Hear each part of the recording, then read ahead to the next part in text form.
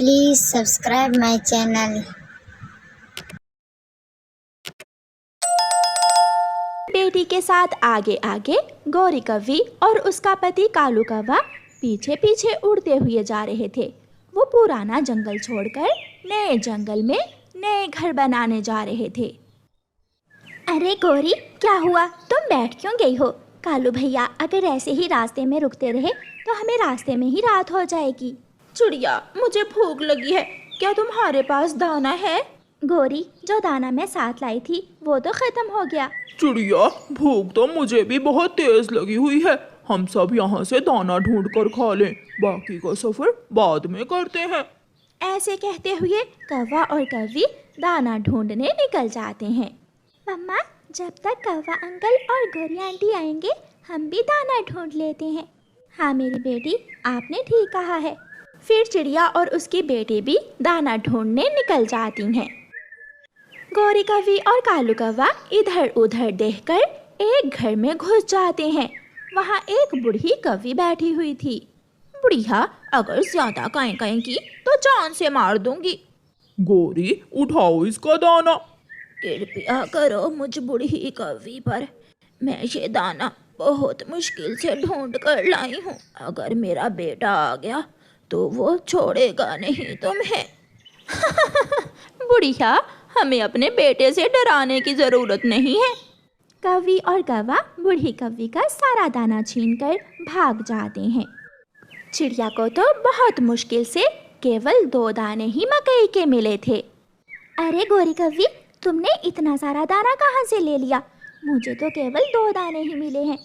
चील जैसी तेज नजर है हमारी, हम तो दाना दूर से ही देख लेते हैं। कव्वी और कौवा मजे मजे से बैठकर वह बूढ़ी कव्वी से छीना हुआ दाना खाने लगते हैं। अब हमें जाना होगा, हमें दूसरे जंगल में जाकर अभी अपने लिए नया घर भी बनाना है। वो सब फिर से उड़ते हैं। मिट्ठू तोता अपने घोंसले में बैठा हुआ अमरूद खा रहा था। गौरी कव्वी उड़ते उड़ते रुक जाती है और जल्दी से जाकर मिट्ठू तोते का अमरूद छीनकर भाग जाती है। दुष्ट कवि, बुरी कवि, गंदी कवि, मेरा छीना हुआ अमरूद खाकर तेरे भी पेट में दर्द होगा। चिड़िया तो आगे आगे उड़ती जा रही थी। कव्वी और कौवा तोते से छीना हुआ अमरूद खाते हैं और फिर से उड़ते हैं। शाम होने से पहले ही वो सब दूसरे जंगल में पहुंच जाते हैं। गौरी और कालू, अब हमें जल्दी से अपने अपने घर बनाने होंगे क्योंकि रात भी होने वाली है। चिड़िया, हम तो बहुत थक गए हैं, पहले थोड़ा आराम कर लें और फिर बाद में सोचेंगे हमें क्या करना है। ठीक है, जैसे तुम्हारी मर्जी। गुड़िया बेटी, चलो हम अपना घर बनाने के लिए लकड़ियाँ जमा करती हैं। गुड़िया अपनी मम्मा के साथ लकड़ियाँ लेने जाती है और कौवे आराम से पेड़ से टेक लगाकर सो जाते हैं। बूढ़ी फाख्ता माँ जी, हम इस जंगल में नए आए हैं, हमें घर बनाने के लिए लकड़ियाँ कहाँ से मिलेंगी? बेटी, आपको घर बनाने के लिए लकड़ियों की ज़रूरत नहीं है। मेरे घर के पीछे कपास के पौधे हैं, तुम उन पौधों से कपास ले जाओ, कपास से घर नरम बन जाएगा। बूढ़ी माँ जी, और अगर बारिश आ गई तो फिर कपास पानी पीकर भारी हो जाएगी, फिर क्या होगा? चिड़िया बेटी, कपास से घर जल्दी बन जाएगा, और अगर बारिश आ भी गई तो आप दोनों माँ बेटी मेरे घर में आ जाना। फिर चिड़िया बूढ़ी फाख्ता के घर के पीछे से पौधों से जाकर कपास तोड़ती है। बेटी गुड़िया, मैं जाकर घर बनाने का काम शुरू करती हूँ और आप कपास ला लाकर मुझे दो। मम्मा चिड़िया घर बना रही थी। कपास का सफ़ेद सफ़ेद घर बहुत सुंदर लग रहा था।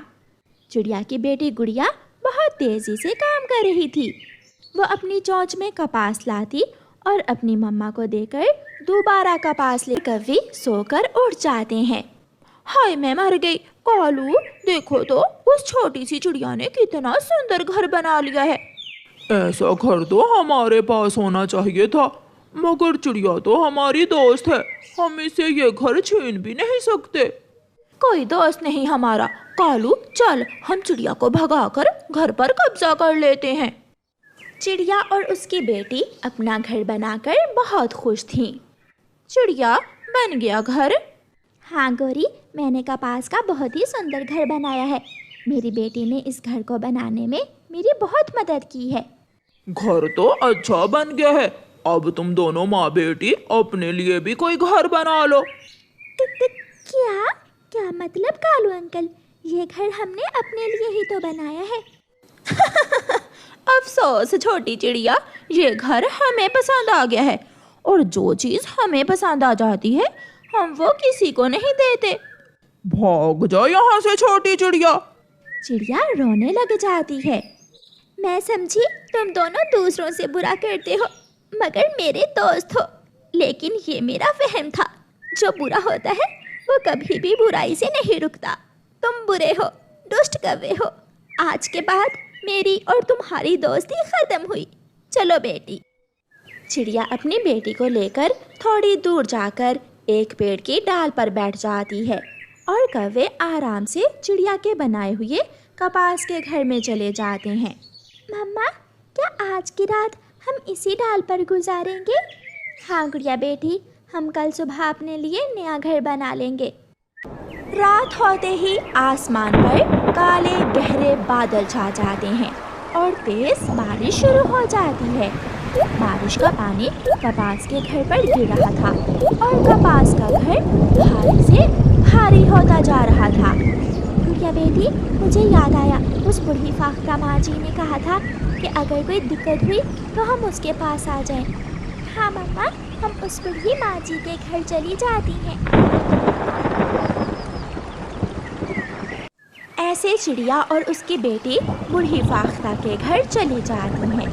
बेटी चिड़िया, क्या बारिश से कपास का घर टूट गया? हाँ जी, नहीं, उन कौवों ने जो मेरे साथ आए थे वो घर मुझसे छीन लिया। ये सुनकर बूढ़ी माँ हंसने लगती है। तो फिर वो दुष्ट कौवे उसी घर के नीचे दबकर मरेंगे जो घर उन्होंने तुमसे छीना है। कालू जी, बारिश बहुत तेज है, मेरे सर पर बारिश का पानी टपक रहा है। कपास का घर है, पानी तो आएगा ही। दूसरे ही लम्हे कपास का घर ज्यादा वजनी हो जाने के कारण धड़म से जमीन पर गिरता है और टूट जाता है। दोनों कौवे उसी कपास के घर के नीचे दबकर मर जाते हैं और बुरे कौवे अपने अंजाम तक पहुंचते हैं। दोस्तों, आपको हमारी आज की कहानी कैसी लगी? हमारी कहानी को लाइक करें, कमेंट करके अपनी राय हमें दें। आपके कमेंट और लाइक हमारे हौसले को बढ़ाते हैं। अगर आप हमारे चैनल पर नए आए हैं तो हमारे चैनल को सब्सक्राइब करना ना भूलें। आपका धन्यवाद।